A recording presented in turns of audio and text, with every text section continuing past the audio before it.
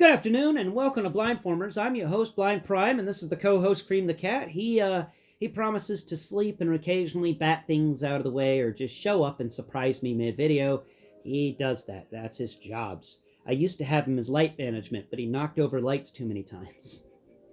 So he got fired from light management job.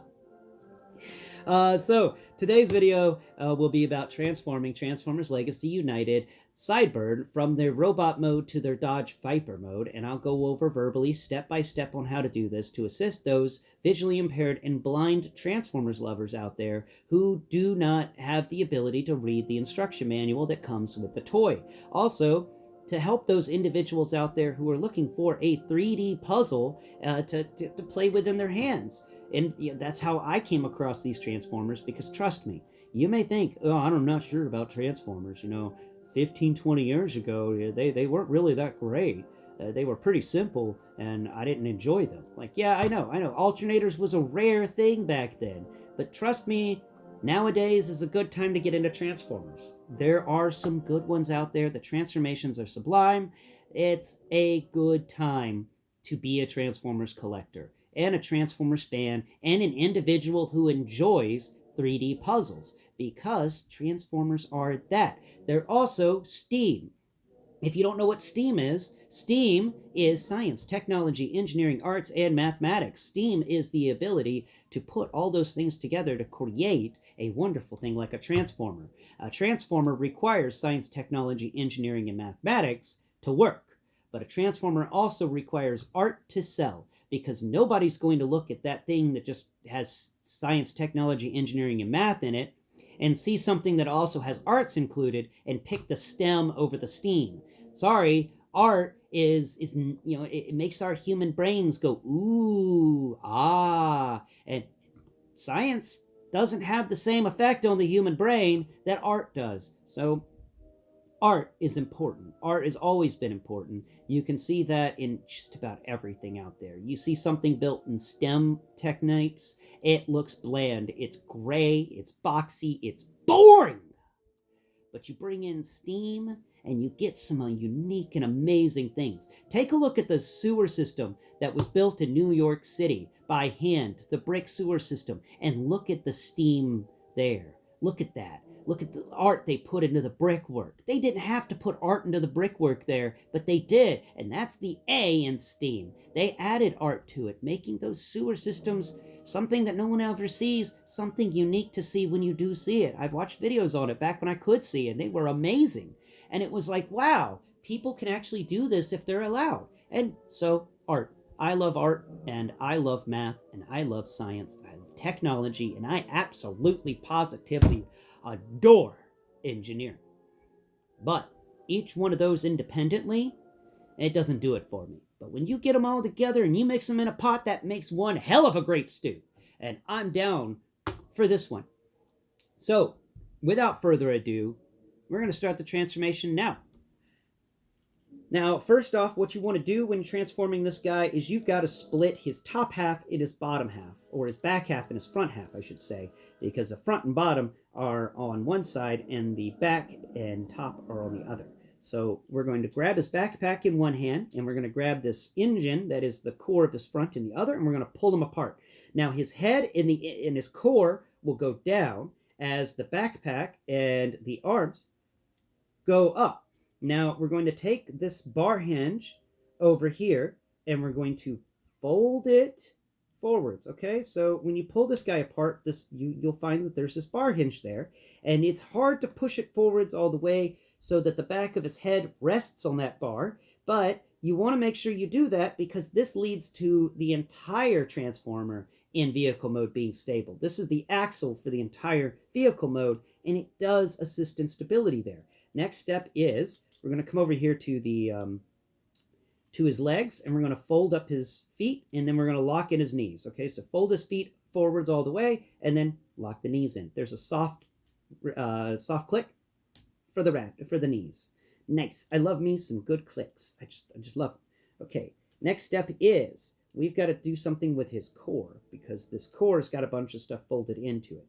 So what we're going to do here is we're going to fold the legs down just a bit, so it looks like he's trying to bend backwards, and we're going to use our our pointer finger, middle finger, and slide them on either side of this engine compartment, right between the groin and the engine area. So slide it on either side and then pull up. Okay, there you go. Now when you pull up, you can pull out these wheel wells and this little bitty piece of plastic in the center of them. And if you notice, like, we're going to leave that piece of plastic in and we're going to fold it forwards, there's a gap between the groin and the engine. That piece of plastic that I got to unfold now, there it goes. That piece of plastic there fills in that gap so that, it's not seen. Did you just knock something over? What did you knock over? He's cleaning his toes. Okay. Now we're going to move over here, and we're going to move the legs back now that we have the area freed up. And when we kick these legs back, we can actually fold this stuff forward, but we don't have the space back here to kick the legs back yet. So now we got to come over here to the arms, and we've got to finish this assembly here. So let's move the legs. Let's bring them back around just a bit. Okay. Now we're going to fold this arm assembly back one more time so that it's flat against the ground. Okay. This is a wild limbo thing he's doing here. Yeah, he has become really tall. Now that we have these arms folded, or this back area folded, as far back as it will go, now comes the fun part with these arms. We got to make sure we get the arms correct. There's something up with this one, though. Let's see if we can fix that. Okay, there we go. Aha! Yeah, sometimes your shoulders for these arms can get a little messed up, and you'll have to rotate them around till they can lay flat. But once you get those arms laying flat, that's what you want. You just want to make sure you rotate them so that the siege ports are visible. Next step with these arms is come over here to the backpack area and use the doors to unlatch the wheels. But don't do any more with the doors. Use the door to unlatch the wheel, okay? Use the door as a lever, unlatch the wheel, all right? On both sides, but don't use the doors any more than that. You don't need to, and you'd put way too much extra strain and pressure on that joint inside the door.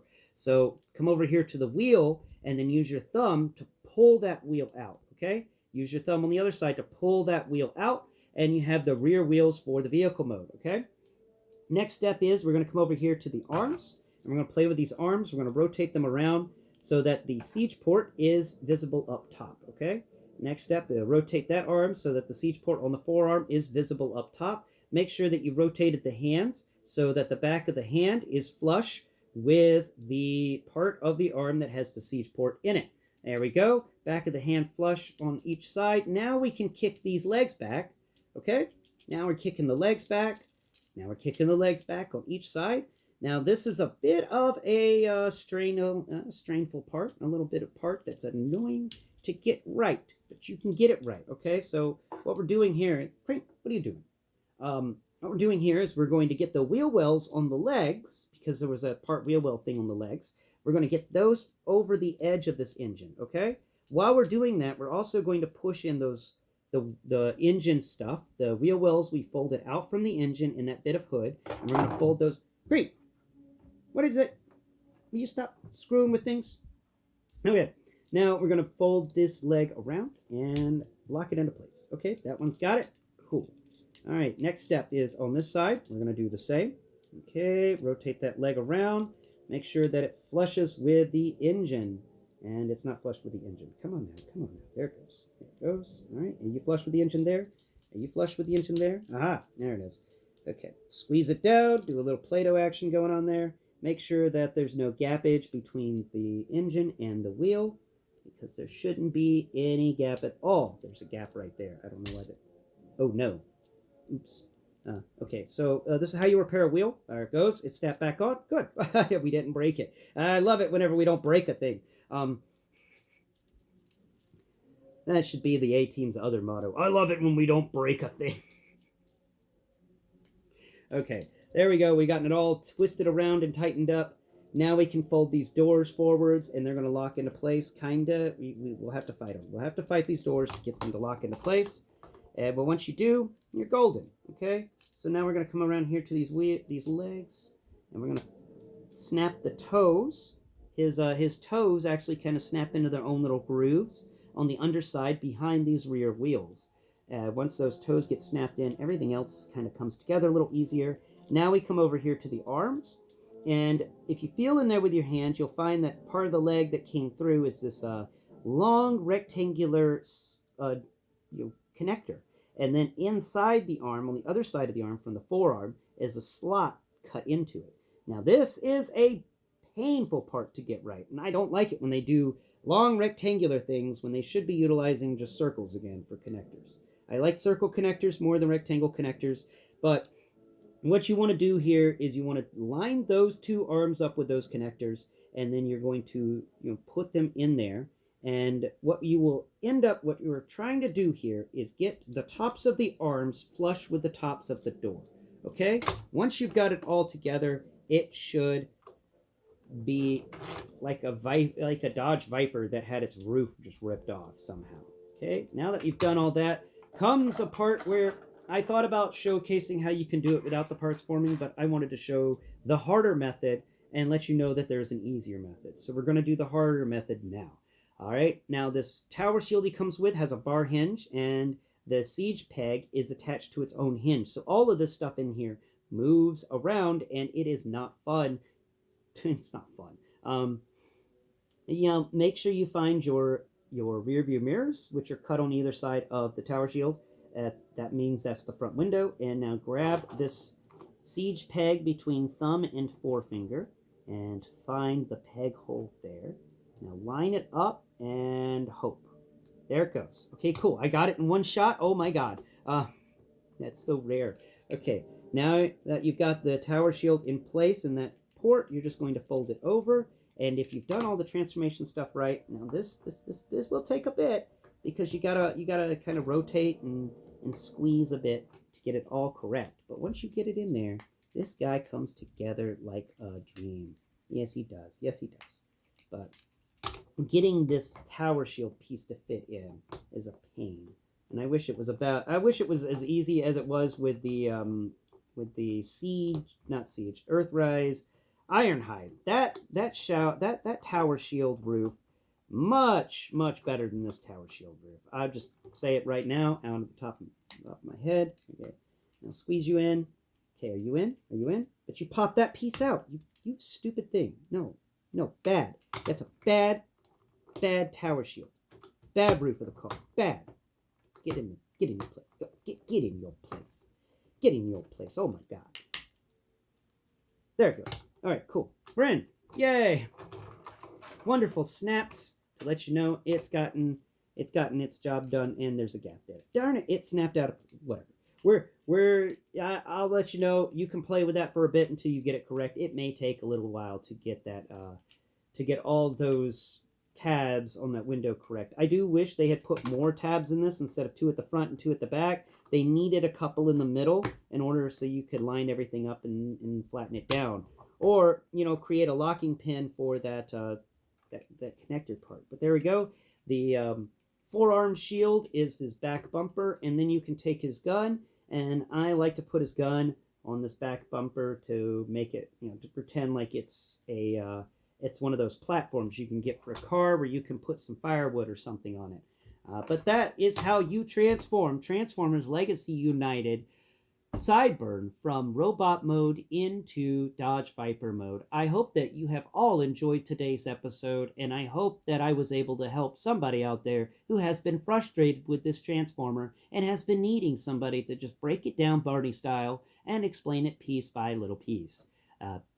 Thank you all again so much for liking, sharing, subscribing, watching, commenting. I appreciate all of you. This channel has been growing, and it's been growing because of you. Thank you all so much for everything you helped me do with this channel. Together, we can make the world a better place in a small way, but we can make the world a better place. And if enough people work together to make the world a better place in every individual small way, then the world will be better. So don't pay it. I know things are rough right now in the news and stuff, but try to make somebody's life easier. Try to help a person, because it's those little acts of kindness that keep humanity running forward. So practice some.